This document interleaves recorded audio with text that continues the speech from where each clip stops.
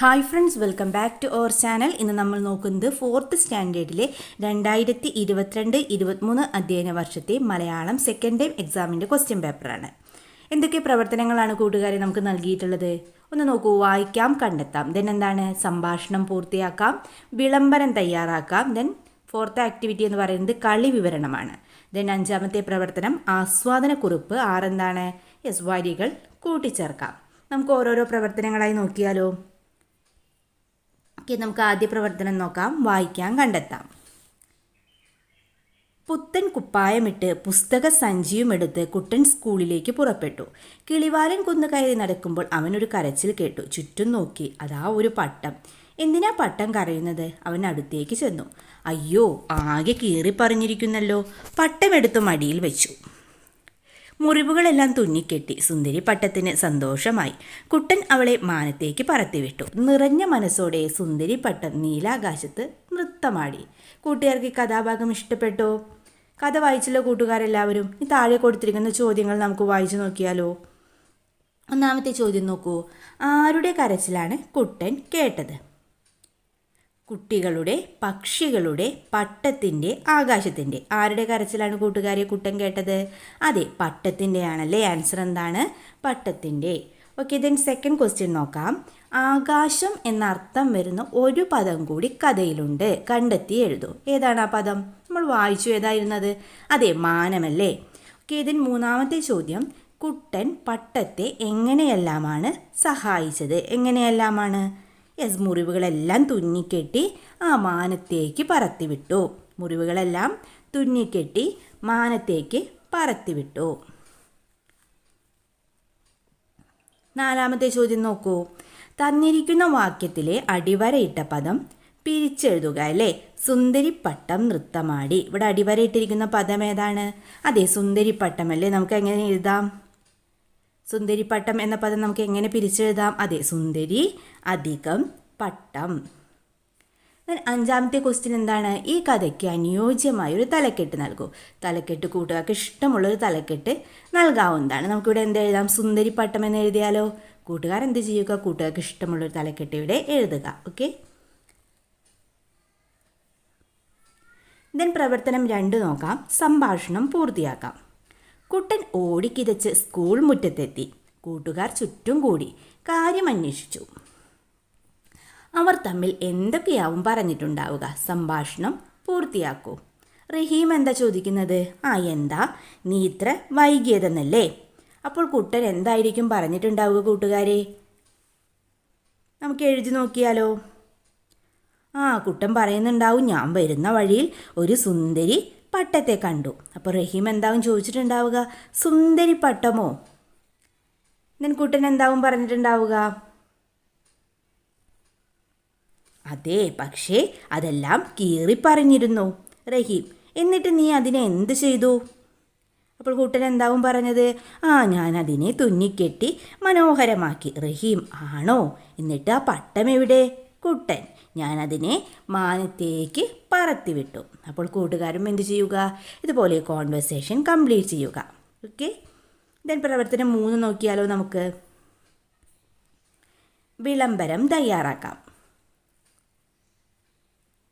കുട്ടൻ്റെ ക്ലാസ്സിൽ വായനച്ചങ്ങാത്തം പ്രവർത്തനങ്ങൾ ആരംഭിച്ചു. ക്ലാസ് ലൈബ്രറിയിലേക്ക് കൂടുതൽ പുസ്തകങ്ങൾ വേണം. നാട്ടുകാരിൽ നിന്ന് പുസ്തകങ്ങൾ ശേഖരിക്കാം. ഈ വിവരം നാട്ടുകാരെ അറിയിക്കണം. പുസ്തകങ്ങൾ ഏറ്റുവാങ്ങുന്ന സ്ഥലവും തീയതിയും സമയവും നിശ്ചയിച്ചു. കുട്ടനും കൂട്ടുകാരും ചേർന്ന് ഒരു വിളംബരം തയ്യാറാക്കി. നിങ്ങളുടെ ക്ലാസ് ലൈബ്രറിയിലും കൂടുതൽ പുസ്തകങ്ങൾ വേണ്ടേ? അതിനായൊരു വിളംബരം തയ്യാറാക്കൂ. വിളംബരം തയ്യാറാക്കാനൊക്കെ നമ്മൾ പഠിച്ചതല്ലേ കൂട്ടുകാരെ? വിളംബരം നമുക്കൊരു മാതൃക നോക്കിയാലോ? നമുക്ക് എഴുതാം. പ്രിയ നാട്ടുകാരെ, ABC LP സ്കൂൾ വായനാ ചങ്ങാത്തം പ്രവർത്തനങ്ങൾക്ക് തുടക്കം കുറിച്ചു. അതിൻ്റെ ഭാഗമായി 2022 ഡിസംബർ 28 സ്കൂൾ ഹാളിൽ വെച്ച് നാട്ടുകാരിൽ നിന്നും ക്ലാസ് ലൈബ്രറിയിലേക്ക് പുസ്തകങ്ങൾ ശേഖരിക്കുന്നു.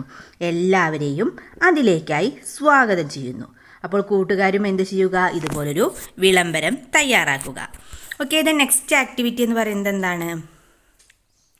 കളി വിവരണമാണല്ലേ. കുട്ടനും കൂട്ടുകാരും മൈതാനത്ത് ഒത്തുകൂടി. നമുക്ക് കളിച്ചാലോ? കുട്ടൻ പറഞ്ഞു. ഏത് കളി കളിക്കും? റഹീം ചോദിച്ചു. നാടൻ കളിയാവാം. കൂട്ടുകാർ സമ്മതിച്ചു. കുട്ടനും കൂട്ടുകാർക്കും കളിക്കാനായി നിങ്ങൾക്കറിയാവുന്നൊരു നാടൻ കളിയുടെ വിവരണം തയ്യാറാക്കി കൊടുക്കൂ. നമ്മൾ ഒരുപാട് നാടൻ കളികളെക്കുറിച്ച് പഠിച്ചിട്ടുണ്ടല്ലേ. കളി വിവരണം എഴുതാൻ കൂട്ടുകാർക്ക് അറിയാമല്ലോ. ഓക്കെ, നമുക്കൊരു മാതൃക നോക്കിയാലോ. ഓക്കെ, നമുക്ക് എഴുതാം. കുളംകര എഴുതിയാലോ. കൂടുതൽ കുട്ടികൾ കളിക്കുന്ന കളിയാണിത്. ഒരു വൃത്തം വരയ്ക്കുന്നു, അതിനു ചുറ്റും കുട്ടികൾ നിൽക്കുന്നു. കുളം എന്ന് പറയുമ്പോൾ കുളത്തിലേക്കും കര എന്ന് പറയുമ്പോൾ കരയിലേക്കും ചാടണം. കുളം എന്നോ കര എന്നോ പറയുമ്പോൾ അവർ മാറി ചാടിയാൽ അവർ കളിയിൽ നിന്ന് പുറത്തു പോകുന്നു. ഇങ്ങനെ കളിച്ച് അവസാനം വരെ കളിക്കുന്ന ആൾ ആരാണോ അവരാണ് കളിയിൽ വിജയി. അപ്പോൾ കൂട്ടുകാർക്ക് എന്ത് ചെയ്യാം? നിങ്ങൾക്ക് ഇഷ്ടപ്പെട്ട ഏതെങ്കിലും ഒരു നാടൻ കളിയെക്കുറിച്ച് കളി വിവരണം തയ്യാറാക്കുക. ഓക്കെ,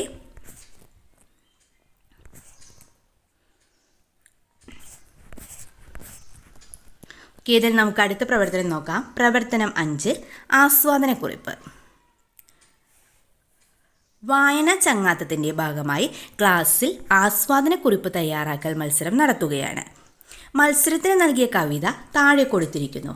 ആസ്വാദനക്കുറിപ്പ് തയ്യാറാക്കി നിങ്ങൾക്കും മത്സരത്തിൽ പങ്കെടുക്കാം. തെങ്ങ്. കവിത വായിച്ചു നോക്കാമല്ലേ.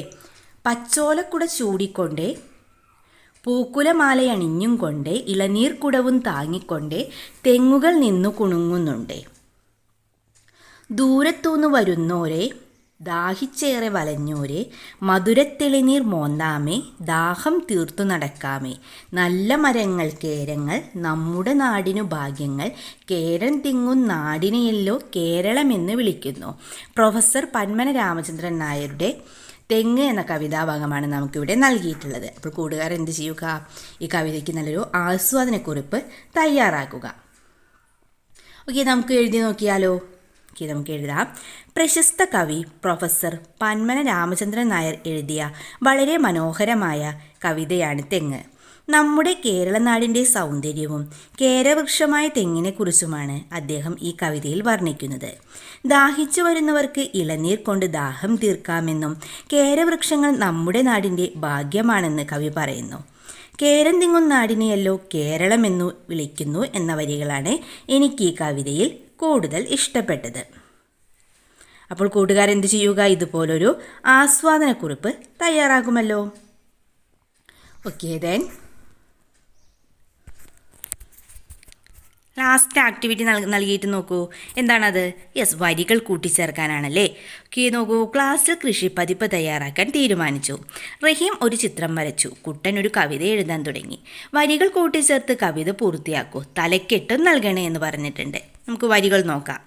നിലമുഴുതു മറിച്ചിടാം, വിത്തു നന്നായി വിതച്ചിടാം, വിത്ത് മുളച്ചു വരുന്നേരം മെച്ചമുള്ളവ നട്ടിടാം.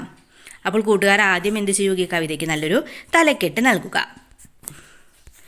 നമുക്ക് ബാക്കി വരികൾ എഴുതിയാലോ. ഓക്കെ, നമുക്ക് എഴുതാം. കള പറിച്ചു കൊടുത്തിടാം, ചെടിയെ നന്നായി നോക്കിയിടാം, പയ്യെ പയ്യെ കൊയ്തിടാം, കൊയ്തവ മെല്ലെ മെതിച്ചിടാം. ഓക്കെ കൂട്ടുകാരെ, അങ്ങനെ ക്വസ്റ്റ്യൻ പേപ്പറിൽ എല്ലാ ക്വസ്റ്റ്യൻസും നമ്മൾ ഡിസ്കസ് ചെയ്ത് കഴിഞ്ഞു. നിങ്ങൾക്ക് വീഡിയോ യൂസ്ഫുള്ളായി തോന്നുകയാണെങ്കിൽ തീർച്ചയായും ലൈക്ക് ചെയ്യുക, കമൻറ്റ് ചെയ്യുക. ഇതുവരെ ഞങ്ങളുടെ ചാനൽ സബ്സ്ക്രൈബ് ചെയ്യാത്ത കൂട്ടുകാരുണ്ടെങ്കിൽ തീർച്ചയായും സബ്സ്ക്രൈബ് ചെയ്യുക. നമുക്ക് മറ്റൊരു വീഡിയോയുമായി വീണ്ടും കണ്ടുമുട്ടാം. Okay, by.